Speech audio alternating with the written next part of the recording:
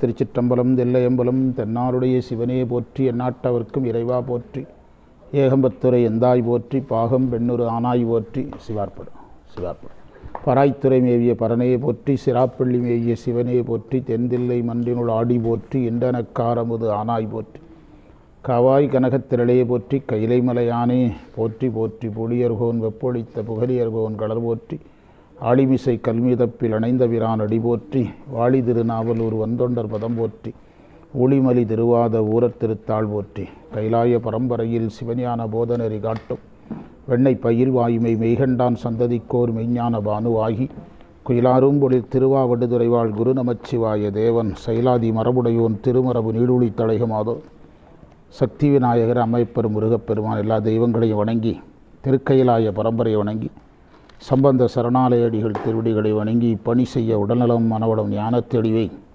குருவினிடத்திலும் திருவினிடத்திலும் விண்ணப்பித்து வகுப்பை தொடங்கலாம். பண்டார சாத்திரம் போற்றி குருமுகா சன்னிதானம் திருவடிகள் போற்றி அருள் திரு அம்பலவான தேசிகர் திருவடிகள் போற்றி. எத்தனாவது மந்திரம்? 60வது மந்திரம். நம்ம தேவாரத்துக்கு போய் தேவாரம் படிக்கவே ஆசை வர்ற அழகாயிடுச்சு. தேவாரத்தை விட திருமந்திரம் என்ன ஞானசம்பந்தர் தேவாரமும் அப்பர் தேவாரம் படிக்க முடியாமல் இருக்குல்ல. 60வது மந்திரத்திற்கான பொருள். 60வது மந்திரம்.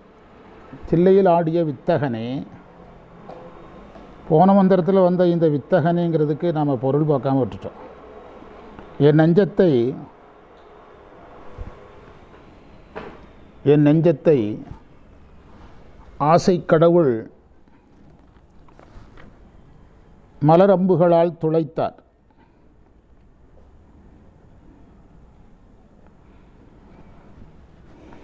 அதற்கு மருந்தாக நீ பதிஞானத்தை தந்தாய்.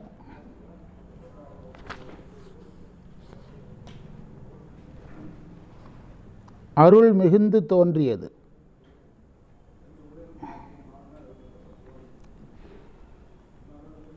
நிலையற்ற இன்பத்திற்கு அது மருந்தானது. நிலையற்ற இன்பத்திலிருந்து விடுபட அது மருந்தாகனது.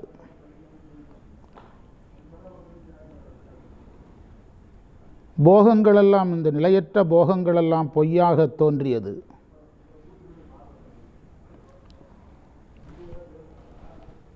அதற்கான மெய்யுணர்வை தந்தாய்.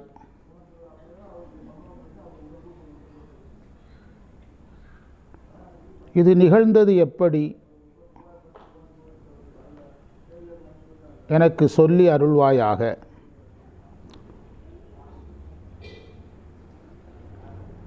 குறிப்புரை வான்மதின பேரறிவுன்னு அர்த்தம்.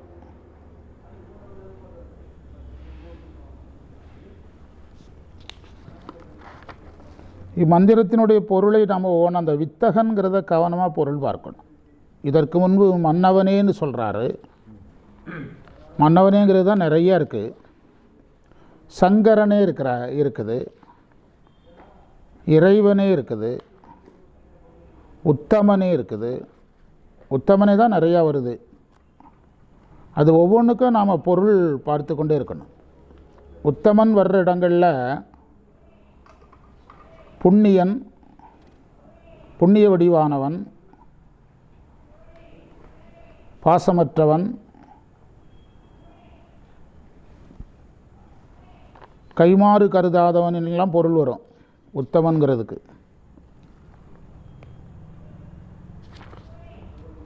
கைமாறு கருதாதவன் உத்தமனுக்கு அந்த பொருள் எடுக்கணும். இறைவன் என்பதற்கு வியாபகன் என்று பொருள் எடுக்கணும்.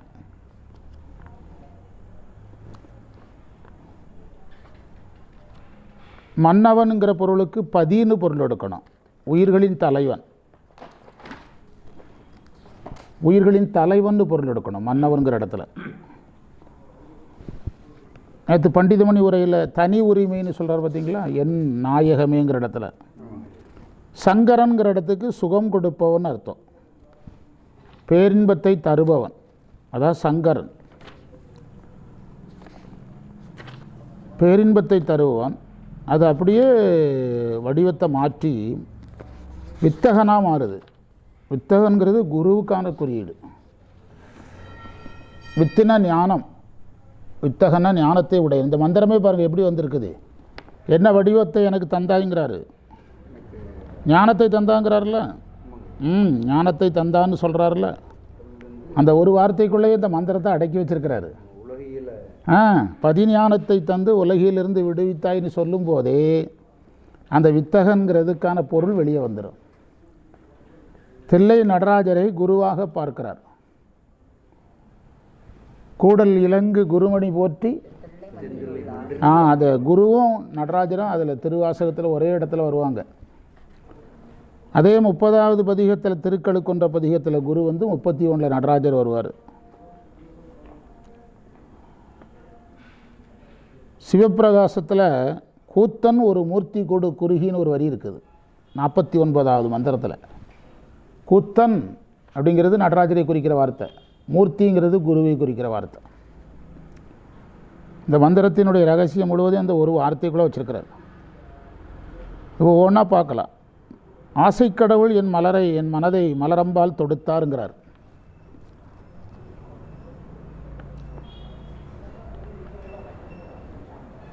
அது பிறப்பு நிலைக்கு உட்பட்டு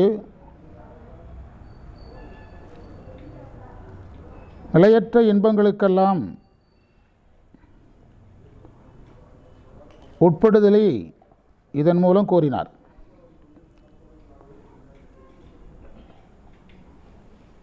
நிலையற்ற இன்பத்துக்கு ஒருத்தன் தேட ஆரம்பிக்கும் போது நிலையற்ற பொருளை தேட ஆரம்பிக்கிறான்.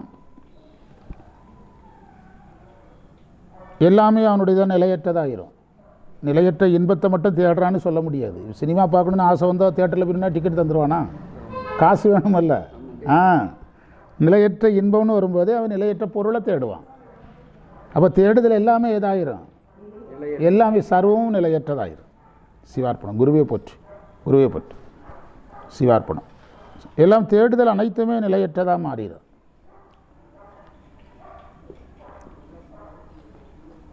அதனால் நம்ம வந்து அந்த ஆசை கடவுளை சொல்கிறாருன்னா அதை மட்டும் எடுக்கக்கூடாது. அது ஒரு முதன்மை குறியீடு, அவ்வளோதான். ஆசை கடவுளுக்கு ஒருத்தன் இலக்காகிறான்னா அவன் அதில் குறுக்கு வழியில் அதுக்கு தேவையற்ற செலவழிக்கும் போதே தேவையற்ற பாவச் செயல்களில் ஈடுபடுவான், குறுக்கு வழியில் சம்பாதிப்பான். அது எல்லாம் அதில் வந்துடும். அது எனக்கு ஒரு புண்ணாகவே ஆயிட்டுங்கிறாரு. அதிலிருந்து விடுபடுவதற்கு பேரறிவை தந்தாய். அதாவது சிற்றறிவு, சுட்டறிவு, மயக்கறிவு, திரிபுணர்வு இப்படிலாம் சாஸ்திரத்தில் வருது. மேல்நிலை வகுப்பில் அதிகமாக வரும். சுட்டறிவு, சிற்றறிவு, பசுஞானம், பாசஞானம், மயக்க அறிவு, இது எல்லாமே ஒரே வார்த்தையில் முடிஞ்சிடும். இந்த அறிவுக்குள்ளே இருக்கும்போது தான் ஒருத்தனை யார் தாக்க முடியும்? ஆசை கடவுள் தாக்க முடியும். ஏன் ஆசை கடவுள் சிவபெருமானை தாக்க முடியல? அவர் பேரறிவே வடிவமாக இருக்கிறார். அதை அப்பர் சுவாமிகள் உளவாரம் செய்யும்போது தேவமகளிர் அவருடைய கவனத்தை மாற்ற முடியலல்ல. இங்கு உங்களால் ஆவது ஒன்றும் இல்லைங்கிறார் அப்பர் சுவாமிகள். ஏன்னா அவர் எதுக்கு உட்பட்டுட்டார்? பதிஞானத்துக்கு உட்பட்டுட்டார். எனவே இதற்கு தீர்வு என்னது தான்? பதிஞானம் தான். இதற்கு தீர்வு பதிஞானம்ங்கிறத சொல்கிறார். இந்த நிலையில் அருள் ஓங்குங்கிறார். அருள் ஓங்கும் என்பதன் பொருள் மறைப்பு சக்தி அருள் சக்தியாக மாறும்.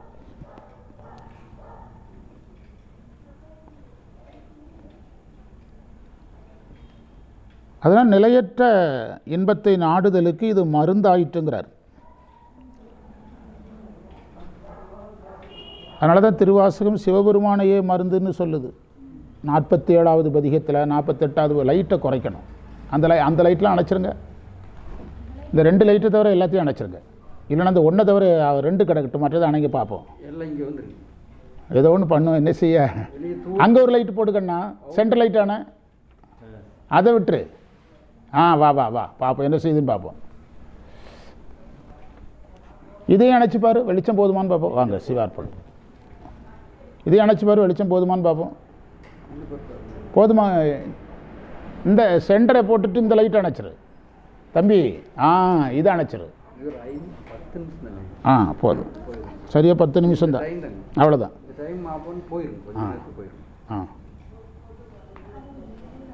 என்ன எழுதுனீங்க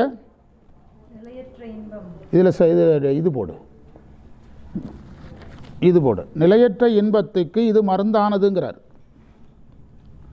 அதான் திருவாசகம் வந்து திருவாசகத்தில் 47வது பதிகம் அணைந்தோர் தன்மைன்னு ஒரு தலைப்பு இருக்குல்ல, திருவெண்பா அணைந்தோர் தன்மை. அதில் வந்து இந்த செய்தி இருக்குது, மருந்தாக சொல்லப்பட்டிருக்கிறது. அதே தான். ஏற்கனவே நம்ம ஒரு கான்செப்டை விரிச்சிருக்கிறோம். என்னதுன்னா, அந்த நிலையற்ற இன்ப நாட்டமே ஆணவ மலத்தினால தான் வருது. அது போகிறதுக்கு அருள் மருந்தாகிறதுனா இறைவன் வினையையும் ஆயையும் ஊட்டி ஆணவமலம் நீங்காதவரை நிலையற்ற இன்ப நாட்டம் போகாது. ஆணவமலம் நீங்காதவரை நிலையற்ற இன்ப நாட்டம் போகாது. அது நீங்கள் காரியத்தில் வச்சு பார்த்துட்டு இருந்தீங்கன்னா புரியாது. பதிஞானத்தை எப்போ தர முடியும்? எந்த மலத்தை நீக்கினா தான் தர முடியும். அப்போ நீங்கள் எங்கே போகணும்? அங்கே டேமுடைய அடிவாரத்துக்கே போகணும். என்ன மலம் நீக்கப்பட்டது? மும்மலங்கள் நீக்கப்பட்டதுங்கிற இடத்துக்கு போகணும். மும்மலங்கள் நீங்காத வரை உயிர் இந்த நிலையற்ற இன்ப நாட்டத்திலிருந்து வெளியே என்ன செய்யாது, வராது. அதனால தான் மருந்து, பேரறிவு, அருள்ங்கிற வார்த்தையெல்லாம் பயன்படுத்துகிறார். இந்த மலங்களை நீக்கிற இடத்துல வந்து இறைவன் குருவாக நிற்கணும். இறைவன் குருவாக நிற்கணும். விடம் நகுலம் மேவினும் மெய்ப்பாவகனில் கடனில் இருள் போவது இவன் கண். அந்த திருவருட்பயன் வெண்பா தான் இந்த இடத்துக்கு இந்த இடத்துக்கு சரியான விடை. ஆமாம், மருந்து உருவாய் என் மனத்தை வந்து பார்த்தீங்களா, மருந்து உருவாய் வந்தான்ங்கிறார்ல. பெருந்துறையில் மேய பெரும் கருணையாடன் பெருந்துறை பார்த்தீங்களா, அதுதான். அதான் நான் பாடிக்கிட்டே இருக்காதீங்கிறேன், யோசிங்கிறேன். இந்த இடம் மருந்துனாலே குரு தான். அதாவது இறைவனை இங்கே குருவாக பார்க்குறாரு. இறைவன் தான் மருந்தாக முடியும். இந்த திருவருட்பயனை விட்டுறாதீங்க. என்ன சொன்னேன்? விடம் நகுலம் மேவினும் மெய்ப்பாவகனில் கடனில் இருள் போவது என் கண் இவன் கண். அந்த மந்திரம் என்ன சொல்லுது? இதுவரைக்கும் இறைவன்னாரு பாருங்கள். அதை யோசித்து பாருங்கள். ஒரு நூலையே இந்த அந்த கான்செப்டுக்குள்ளே நீங்கள் அடைக்கிடலாம். இறைவன்னாரு, நடராஜம் ஆடுற மன்னவனேனாரு, கூத்தனேனாரு. அது எல்லாமே இறைவனாக பார்க்கறது. வித்தகன்கிறது தான் யாராக பார்க்குறது? நூலை முடிக்க போகிறாரு. இறைவனை யாராக மாற்றிட்டாரு? குருவாக மாற்றுற. இந்த பார்வை ஒன்றே நூலை புரட்டி போட்டுரும். இந்த ஒரு பார்வையே நூலை புரட்டி போட்டுரும். இந்த ஒரே பார்வையிலேயே நூலினுடைய கான்செப்டையே புரட்டி போட்டுரும். இறைவனே, மன்னவனே, சங்கரனே, அது எல்லாமே இறைவனுக்கான வார்த்தைகள், சிவார்ப்பணம். ஆனால் வித்தகன்கிறது யாருக்குரிய வார்த்தை? குருவுக்குரிய வார்த்தை. அதாவது பாம்புக்கு பகை கீரியாக இருந்தாலும், அதுதான் இந்த இடத்துல நம்ம எழுத வேண்டிய செய்தி. பாம்புக்கு பகை கீரியாக இருந்தாலும் கீரி வருவதனால் பாம்பு விஷம் போகாது. கீரியை கொண்டு வந்து பயன்படுத்துறதுனால பாம்பினுடைய விஷம் போகாது. அந்த கீரிக்குரிய மந்திரத்தை சொல்லி கொண்டிருக்கக்கூடிய, தன்னை கீரியாக பாவிக்கிற மாந்திரீகன் வரணும். அப்போ தான் பாம்பு விஷம் போகும். அவன் தன்னை கீரியாக நினைத்து கொண்டு கீரிக்குரிய மந்திரத்தை சொல்லுவான். அவன் வந்து சொல்லும்போது அந்த விஷம் போயிடும். அதே மாதிரி ஆணவமல பகை இறைவன் தான். இறைவனுக்கு ஆணவமலம் பகை பொருள்னு சாஸ்திரம் சொல்லுது. ஆனாலும் குருவின் வருகையினால தான் ஆணவமலம் போகும். மாந்திரீகனைப் போல எப்படி மாந்திரிகன் கீரியையே நினைக்கிறானோ அதுபோல குரு இறைவனையே நினைக்கிறார். மாந்திரீகன் கீரி மந்திரத்தை சொல்லிக்கொண்டே இருப்பது போல இவர் இறைவனுக்குரிய 5 எழுத்தை சொல்லிக்கொண்டே இருக்கிறார். அப்போ எந்த மலம் போயிடும்? ஆணவ மலம் போகும் என்பதை நாம் மும்மல போக்காக எடுத்துக்கொண்டு அதுவரை உயிர் நமக்கு பாடமே நம்ம பேசி இந்த நூலை எடுத்ததே ஆணவ மலத்தை பேசிக்காக வச்சு தான். அதுவரை எந்த மலம் போகாது, ஆணவ மலம் போகாது. அந்த இது தொடங்கணும் பாருங்க, 24 மந்திரம் பேசணும்ல திருமடத்துக்கு. அன்னையிலேருந்து இன்றைக்கு வரைக்கும் ஒரே பாயிண்ட் தான் போயிட்டுருக்குது.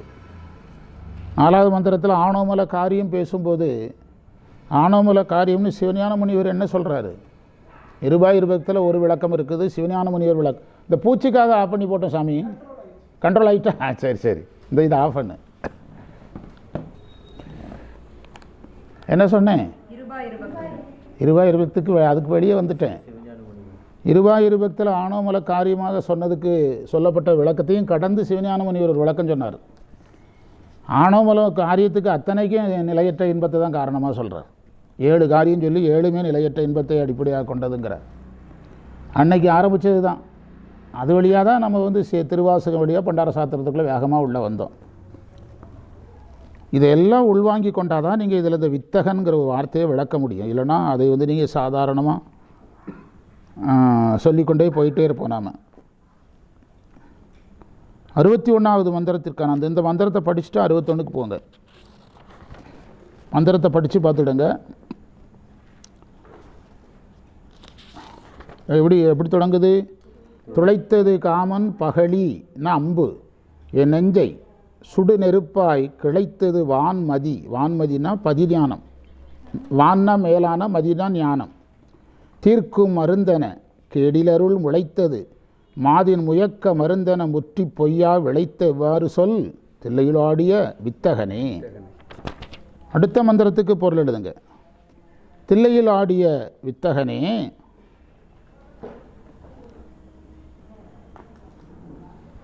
உன் திருவடி எனக்கு பதிஞானத்தை உணர்த்தியது.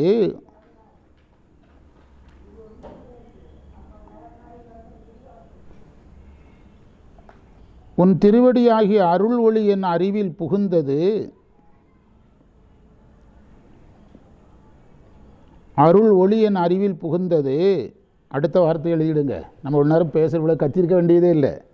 ஆணவமலத்தை பிரிய செய்தது. எப்படி பிரிஞ்சுது? அது பாட்டுக்கு போயிட்டா குரு. என்ன காரணம்? அதுதான் எதை ஃபோக்கஸ் பண்ணுங்கன்னு சொன்னேன், குருவை ஃபோக்கஸ் பண்ணுங்கன்னு சொன்னேன். அதுவே தானாக ஓடிட்டா அது எப்படி ஓடும்? ஆமாம், அதாவது ஆணவமலத்தை பிரிய செய்தது. வாங்க முருகானந்த் சார் வாங்க. ஆணவமலத்தை பிரிய செய்வதற்கு யார் அருள் வேணும்? ஆமாம் ஆமாம், வாங்க. சிவார்ப்பணம். குருவே போற்றி. ஆதி குறையாமல் என்பால் அணுகாமல் நீதி நிறுத்தும் நிலை போற்றின்னு உமாபதி சிவம் குருவை சொல்கிறார். அதே குருவை போற்ற நூல் தான் போற்றி பகருடை. பிராரத்த எல்லை வரை பிரியாத உடலை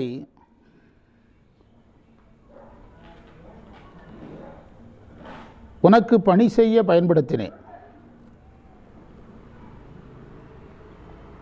என் செயல்களெல்லாம் உனக்காக ஆனது.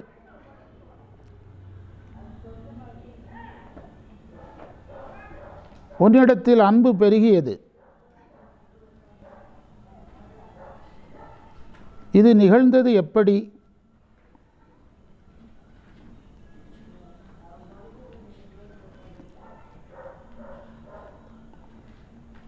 என்று கேட்கிறார். குறிப்புரை: நின் அருட்பாத கதிர், திருவடி ஒளின்னு அர்த்தம்.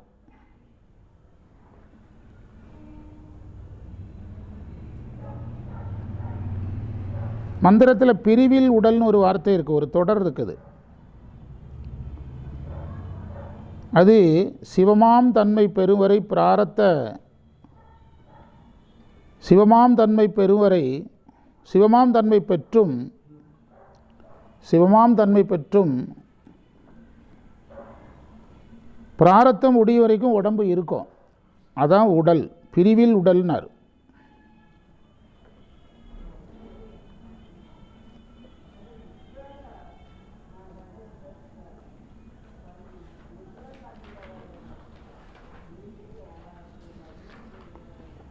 இதில் ஒரு திருவாசக வரியை ஒப்பிட்டிருக்காங்க. சித்தமலம் அறிவித்து என்னை ஆண்ட அத்தன் எனக்கு அருளியவாறு ஆறுபெறுவார் அச்சோவே. அச்சோப்பதிகம் 1வது மந்திரம். அத்தன் எனக்கு அருளியவாறு ஆர்வருவார் அச்சோவே. அங்கே அத்தன்கிறது தந்தையை குறித்து குருவை குறிக்கும். சிவமாக்க இறைவன் வரமாட்டார். யார் தான் வருவார்? குரு தான் வருவார். இந்த மந்திரத்தினுடைய பொருளை பார்க்கலாம். எனக்கு உண்மை ஞானத்தை உணர்த்தினாய். முதல் செய்தி, எனக்கு உண்மை ஞானத்தை உணர்த்தினாய் என்பது பதிஞானம் பெற்ற நிலை. பசுபாச ஞானம் ஒடுங்கிய நிலை.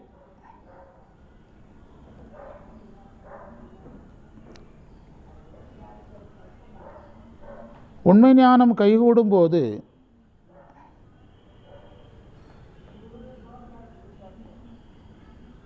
அந்த சாதகன் சரியகிரிய யோகங்களை முழுமையாக நிறைவு செய்தவனாக இருக்கிறான்.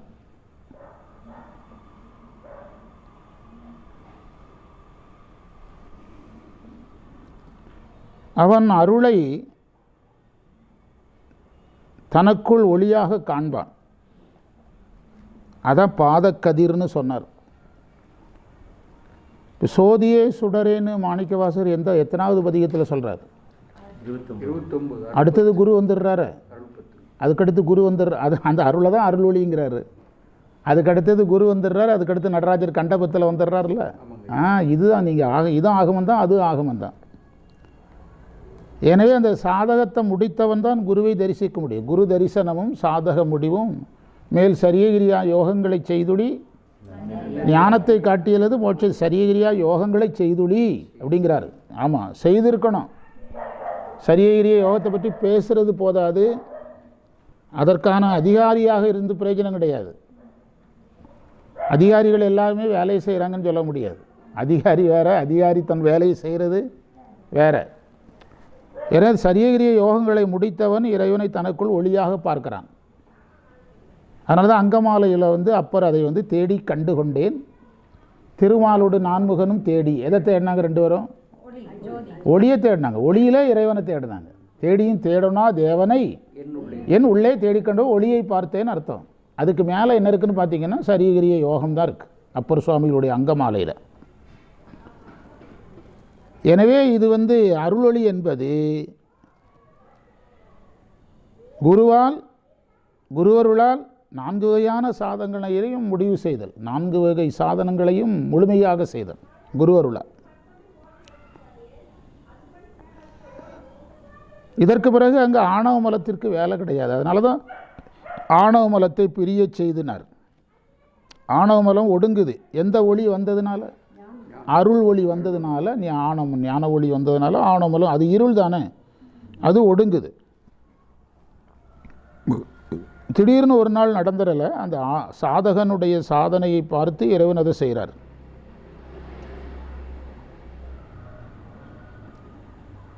இதெல்லாம் நடந்தாலும் ஒரு ஜீவன் முக்தனுடைய பிராரத்த வினை முடியும் வரைக்கும் அவனுடைய உடம்பு அவனை விட்டு போகாது. பிராரத்த வினை முடியும் வரைக்கும் உடம்பு அவனை விட்டு போகாது. அந்த காலங்களை அதில் சொல்கிறாரு, அழகான மந்திரம். அந்த காலங்களில் நான் செய்த வேலையெல்லாம் உன்னுடைய வேலையாக இருந்ததுங்கிறார். அந்த காலங்களில் நான் செய்த வேலையெல்லாம் எதுவாக இருந்தது? உன்னுடைய வேலையாக இருந்தது. இந்த இடம்தான் கடன் பணி செய்து கிடப்பதே. ஜீவன் முக்தனுக்கு என்ன கடமை? ஜீவன் முக்தன் கடமையை சொன்னார். தன்கடன் அடியேனையும் தாங்குதல், என் கடன் நங்கடம்பனை பெற்றனல் பங்கினன் திருக்கர கோயிலான். சரி, தன்கடன் அடியேனையும் தாங்குதல், தன்கடன் அடியேனையும் தாங்குதல்ங்கிறது அப்பருக்கு மட்டும்தான் பொருந்தும். இப்போ நாம் போய் இங்கே சிவபெருமான்கிட்ட போய் தன்கடன் அடியேனையும் தாங்குதல் என் கடன் பணி செய்து கிடப்பதுன்னா, நீ முதல் வேலை செய்ய, நான் நீ தாங்குறனா தாங்கலாங்கிற பிறகு பார்த்துக்கலாம் பாரு. அதான உண்மை. ஜீவன் முக்தனுக்கு மட்டும்தான் அது பொருந்தும். நீ உன் டியூட்டியை பாரு, அதுக்கு ஒரு ஒன்று டியூட்டிக்கு வச்சுக்கலாமா வேண்டாமா, உனக்கு பணி செய்கிற அதிகாரம் இருக்கா இல்லையாங்கிறத பிறகு பார்த்துக்கலாம். நீ என் கடன் பணி செய்து கிடப்பதேன்னு சொல்லு. தன்கடன் அடியேனையும் தாங்குதல்ங்கிறது இப்போ என்ன செய்யாத. அது யாருக்கு மட்டுமே அதிகாரம்? அப்பருக்கு மட்டுமே தான் அப்படி சொல்ல அதிகாரம் உண்டு. என்னை தாங்கிறது உன்னுடைய கடமை, உனக்கு வேலை செய்கிறது என் கடமை. நம்ம போய் சொன்னால் என்ன செய்வார்? உன்னை தாங்கிறதுலாம் இருக்கட்டும், முதல்ல கோயிலுக்குள்ள ஒன்று விடலாமா விடக்கூடாதாங்கிறதா நான் நீ வர்றதுக்கு முந்தைய அதான் யோசிச்சுக்கிட்டு இருந்தேன். இவனை கோயிலுக்குள்ளே விடலாமா விடக்கூடாதா, இவன் என்னமோ பூ கட்டுறேங்கிறான், சாமிக்கு சந்தனம் அரைக்கிறேங்கிறான், பார்க்கலாமா அப்படின்னு யோசிச்சுட்டு என்னமோ பெருசாக எனக்கு வந்து டியூட்டி சொல்லிகிட்டு இருக்கிறேன். ஸ்கூலில் போய் நாங்கள் இன்றைக்கி என்ன டெஸ்ட்டு போவோம், ஐயா 9வது பாடம் நடத்தணும்பா. அது வந்து நம்மளை டைவெர்ட் பண்ணுறது, சாமியே நம்மளால் டைவெர்ட் பண்ணிடுவான். 9வது லெசனுங்கய்யா அப்படிமா, ஏன்னா டெஸ்ட்டு சொல்லியிருப்போம் அதை மறக்கடிக்கிறதுக்கு. அது லீடர்கிட்ட சொல்லி வச்சுருவானுங்க. வந்தவுடனே எல்லாருமே சேர்ந்து கோரஸாக சொல்லுங்கடாங்க, இருக்கட்டும் இன்றைக்கி என்ன டெஸ்ட்டு அப்படிம்பேன். என்ன அர்த்தம் அது, நான் உனக்கு வேலை செய்கிறது இருக்கட்டு, நீ செய்த வேலை என்ன அதை சொல்லு. உனக்கு நான் வேலை செய்கிற தகுதி உனக்கு இருக்கா, நான் உனக்கு வேலை செய்கின்ற தகுதி உனக்கு இருக்கிற, எனக்கு வேலை செய்கிற தகுதி உனக்கு இருக்குது, நான் உனக்கு வேலை செய்கிற தகுதி இருக்கான்னு யார் யோசிப்பா? முக்கியமான இடம். அதனால் நான் இந்த இடத்த வந்து நீங்கள் புரிஞ்சுக்கணும். இந்த பணி செய்தல்ங்கிறத இதை வச்சு புரிஞ்சிங்கன்னா போதும்.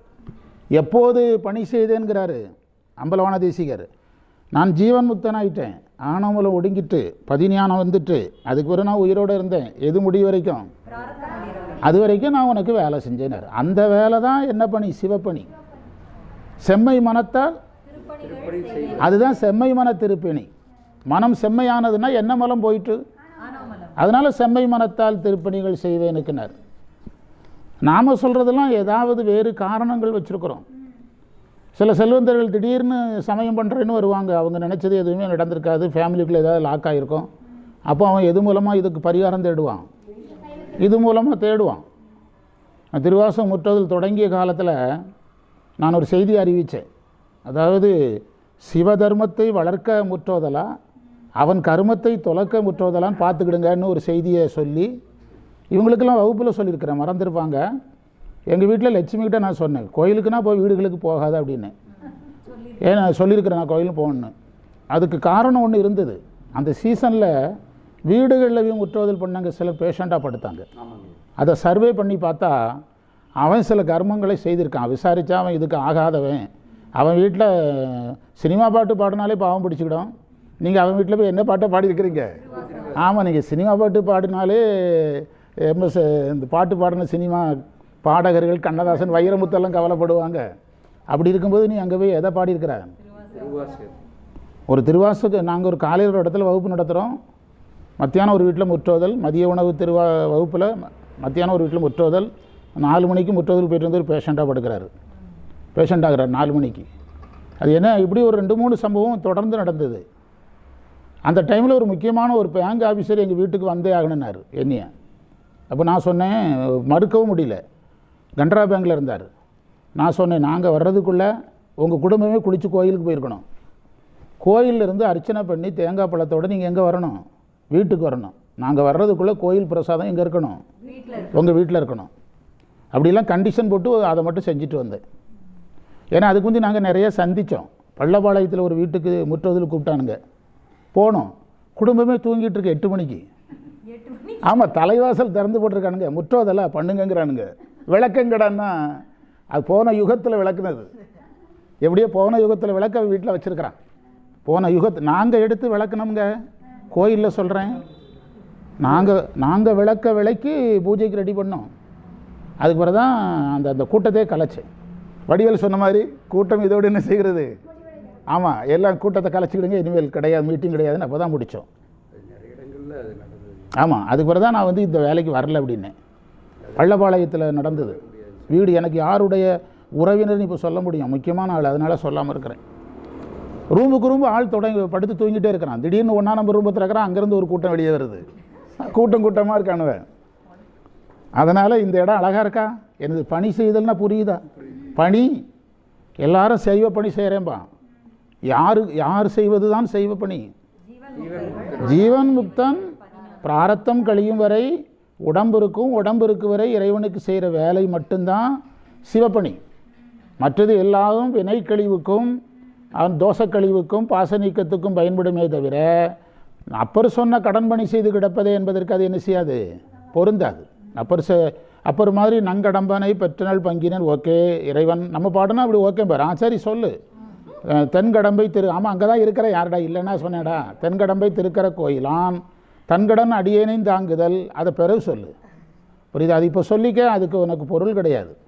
என்கடன் பணி செய்து கிடப்பதுன்னு கூட நீ சொல்லக்கூடாது. நீ செய்கிறது எதுவே கிடையாது, பணியே கிடையாது. அதுக்கே உனக்கு தகுதி கிடையாது. வேணா ஒன்றே ஒன்று செய்கிறேன், தேவாரம் பாடுனான்னு வேணா எழுதிக்கிடுறேன். நீ வேலை செய்கிறதா சொன்னதெல்லாம் நான் என்ன செய்ய மாட்டேன், எழுதிக்கிட மாட்டேன். இப்போ கிராமத்து கோயிலில், ஆமாம், கிராமத்து கோயிலில் 5000 ரூபா இந்த தடவை திருவிழாவுக்கும் வாங்க, அங்கே போய் 100 ரூபா கொடுத்தா கணக்கு எழுத மாட்டான். தூக்கி அப்படியே டமார்னு ஒரு மஞ்சள் பை வச்சுருப்போம், அதுக்குள்ளே போட்டு போயிட்டு வாங்க அப்படிம்பான். அப்போ நீங்கள் அந்த 5000 ரூபா முறையாக கொடுத்துருந்தீங்கன்னா திருவிழா முடிஞ்ச உடனே முறையாக உங்கள் வீட்டுக்கு பிரசாதம் வரும். அதுதான் உங்களுடைய எது ஏற்றுக்கொள்ளப்பட்டதுன்னு அர்த்தம். உங்களுடைய அமௌண்ட் ஏற்றுக்கொள்ளப்பட்டதுக்கு அர்த்தம். கிராமங்களுக்கு ஒரு முறை தேங்காய் 2 பழம் கொடுத்துடுவான், அதை வந்து அவன் அங்கீகரிச்சிட்டான்னு அர்த்தம். அது இல்லாமல் 50 ரூபா 100 ரூபாலாம் கொடுத்தீங்கன்னா வரவு வைக்க மாட்டான். அதே மாதிரி தான் நம்ம பணியெல்லாம் சாமிக்கிட்ட. புரியுதா? அழகான இடம் அதே தான். ஆமாம், நீங்கள் பெரிய தொகையை கொடுத்தா தான் உங்களுக்கு வந்து உங்களை உடனே அந்த பிரசாதத்தை கொடுத்து தாம்பூலம் கொடுத்து அனுப்புவான். அப்போது அந்த பணி செய்தேன், அதாவது நான் செய்த செயல்களும் உனக்காகவேன்ட்டார். செயல்களும் உனக்காகவே. அன்றே எந்தன் ஆவியும் உடலும் உடைமை எல்லாமும் குன்றை அணையாய் என்னை ஆட்கொண்ட போதே கொண்டில்லையேன்னார். இந்த திருவாசகம் அதே தான். அந்த திருவாசகத்தை சொன்னாலும் மாணிக்கவாசகர் குறுக்கல, நான் என்னுடைய அனுபவத்தை திருவாசகம் எழுதுனா நீனும் அது சாமி முன்னால்னு சொல்லிக்கிட்டே இருப்பியா? புரியுதா? என்னுடைய அனுபவத்தை நான் சொல்லியிருக்கிறேன்.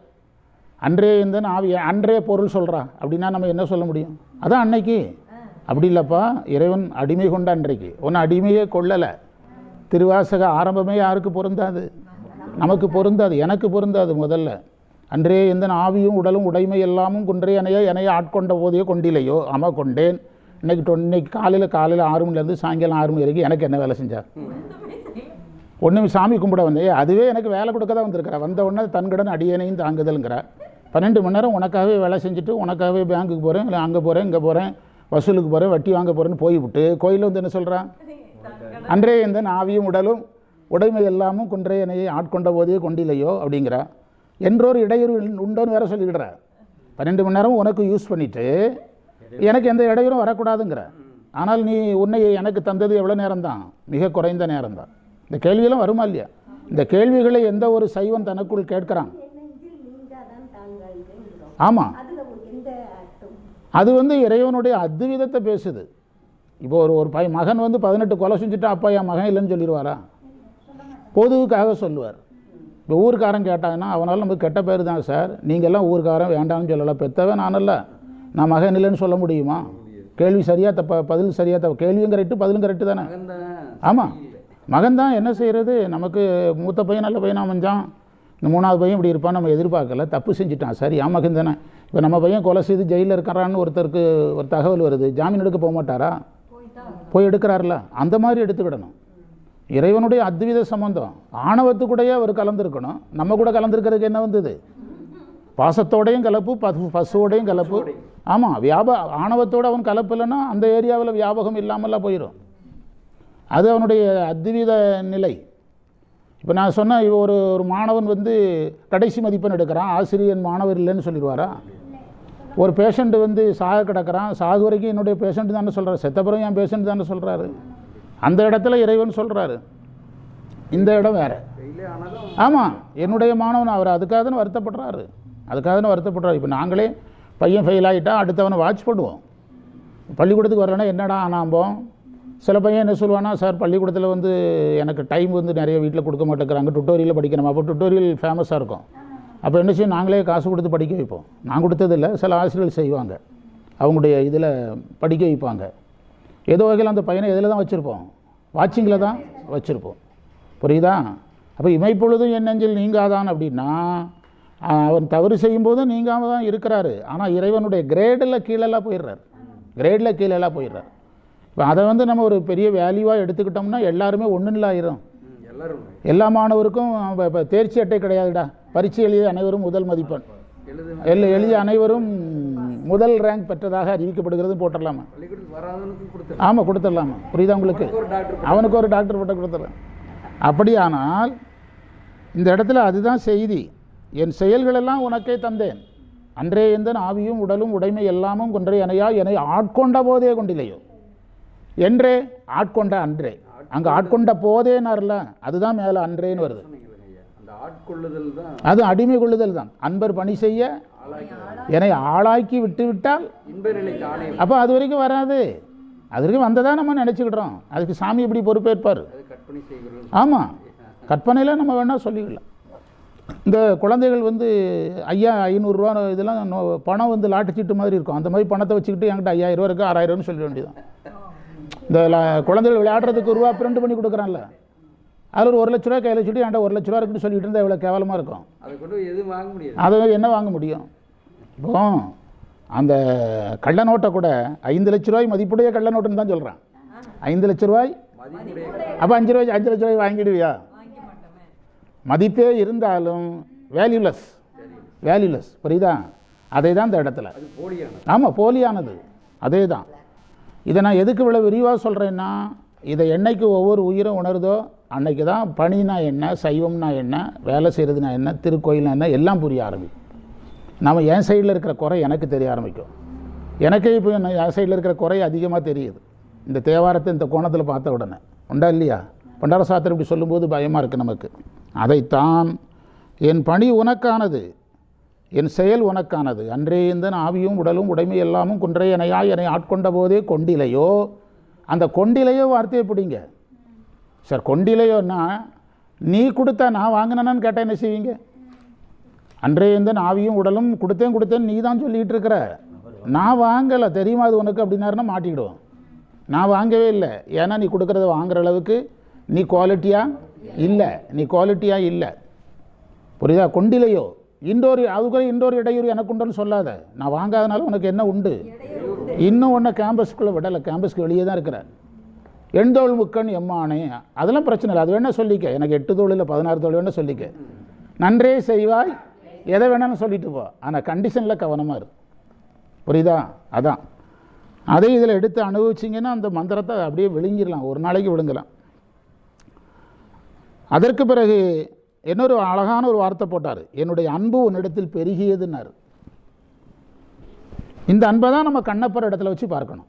கண்ணப்பன் ஒப்பதோர் அன்பு அப்படின்னு சொன்னது. இந்த அன்பு என்னிடத்தில் பெருகியதுன்னு சொன்னார் பார்த்தீங்களா? கண்ணப்பர் ஜீவன் முக்தர், கண்ணப்பர் அன்பில் பொருந்தோம். கண்ணப்பன் ஒப்பதோர் அன்பு மாணிக்க வாசகர் ஜீவன் முக்தர், அவருக்கு பொருந்தோம். அன்பினில் விளைந்த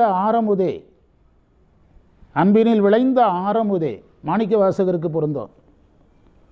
இப்போ நாம் அன்பு காட்டுறோம் சார், ஆரமுது விளைஞ்சிட்டா அப்போ அன்பில் ஏதோ ப்ராப்ளம் இருக்குன்னு அர்த்தம். எதில் ப்ராப்ளம் இருக்குது?